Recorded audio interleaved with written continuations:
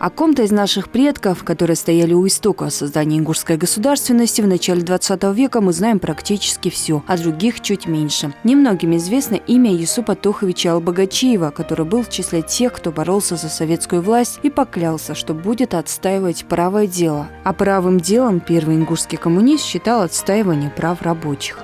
Албогачиев Юсуп Тохович, 1887 года рождения, уроженец селения Экажево. Стоит отметить то, что его биография, его жизненный путь очень интересен тем, что он много путешествовал по миру, в том числе по России. Трудовой путь забрасывал его на заводы во многих уголках страны, в том числе он работал на трубопрокатном заводе в Украине, на заводе в городе Баку. Свое начальное образование Юсуп Албогачиев получил не в родном Экажеве, а в Грузии. Он учился в школе в городе Тбилиси, который также назывался Старым Тифлисом. Затем получил образование в реальном училище, и когда началась первая революция в России в 1905-1907 годах, он с товарищами поклялся верности коммунистическим идеям и рабочим, и этой клятвы придерживался вплоть до своей кончины. 1917 по 22 года он проживал в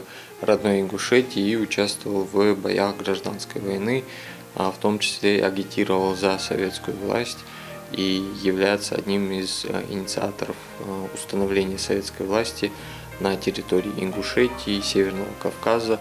Его близкими друзьями и соратниками были Серго Орджоникидзе, Сергей Киров и Анастас Микоян. Они видели в Юсупе Албогачиеве человека всем сердцем преданного их общему делу, волевого по характеру и не по годам мудрого, и поэтому оказывали ему всяческую поддержку. После образования Ингушской автономной области он руководил судом, был председателем Ингушского суда. Также он был депутатом и делегатом от Ингушетии во время 13-го съезда партии в городе Москве в 1924 году. Вся его жизнь была связана со служением своему народу, рабочему движению, коммунистической партии и ее идеалам.